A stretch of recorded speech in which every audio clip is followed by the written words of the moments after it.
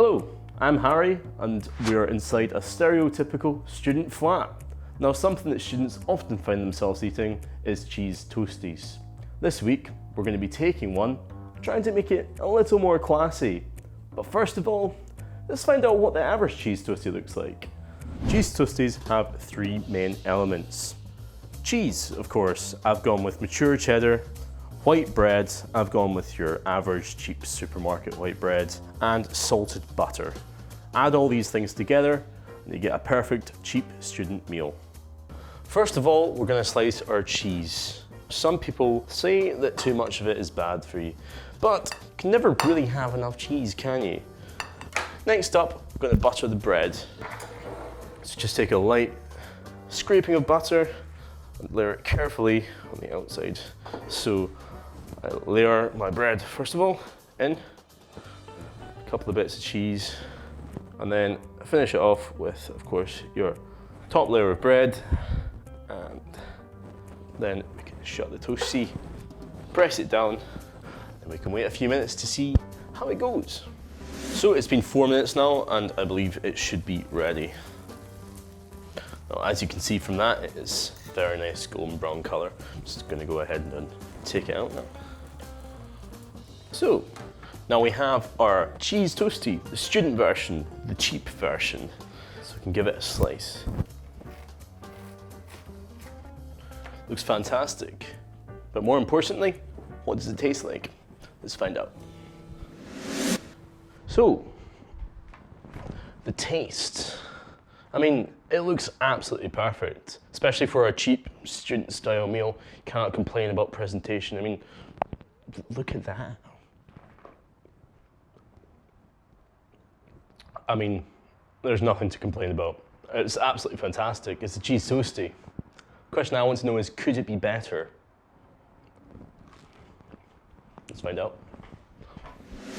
Now, our original plan was to discuss cheese with a professional cheesemonger and get recommended different types of cheese that would work best in a toastie. Unfortunately, due to new coronavirus restrictions, this has not been possible. But we have managed to get in contact with one online, where they recommended these types of cheese. So let's take this to the kitchen and see if it really is as good as they say.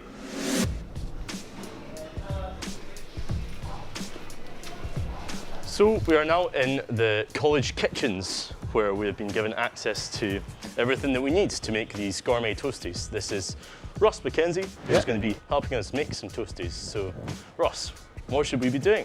So today it really comes down to the choice of bread and choice of cheese.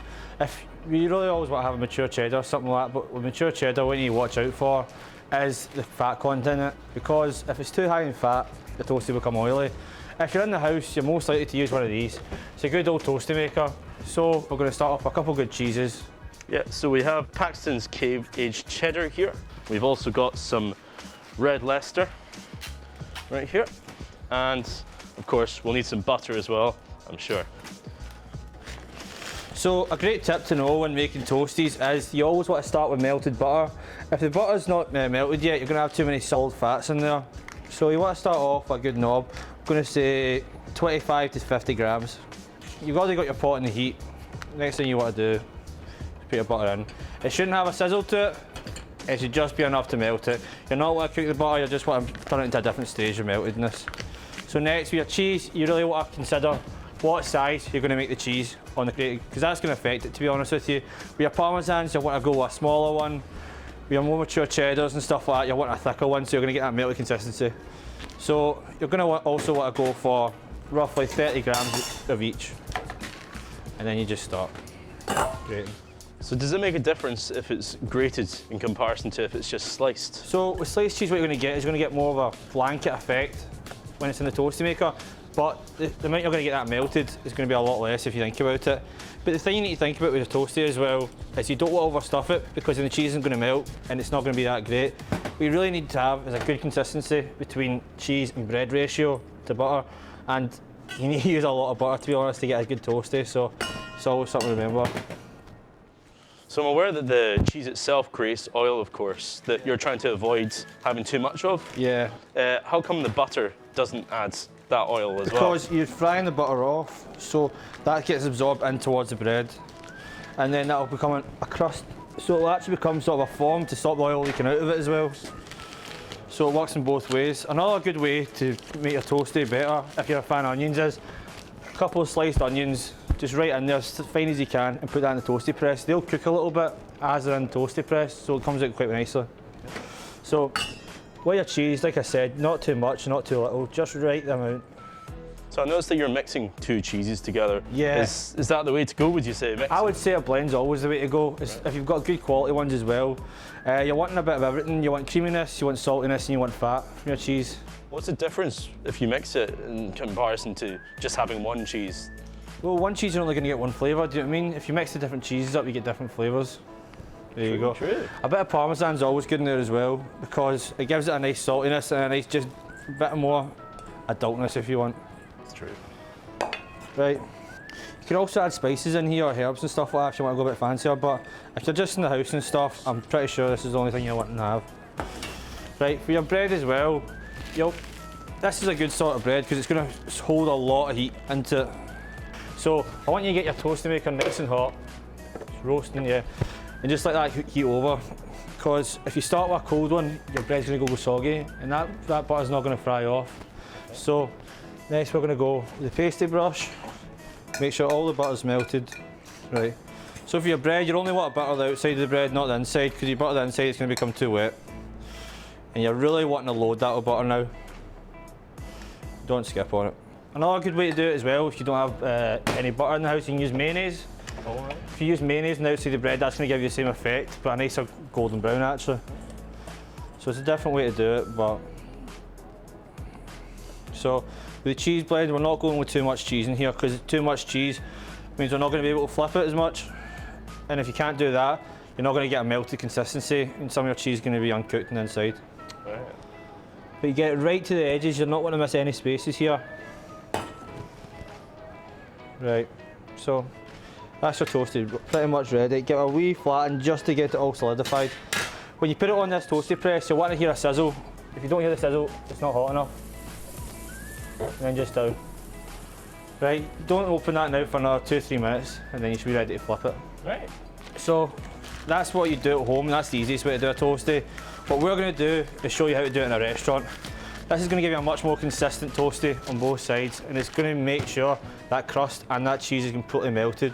So you heat up nice and high. You've got a non-stick pan as well, because if you try to do it in a stick pan, it's just going to stick obviously. Right, yeah.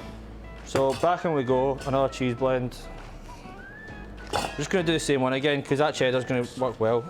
Would you say that cheddar and red Leicester is the best way to go, or are there better cheeses to use? Well, it depends what sort of thing you're going for. If you go for an American cheese, that's going to give you a much gooier, more good consistency.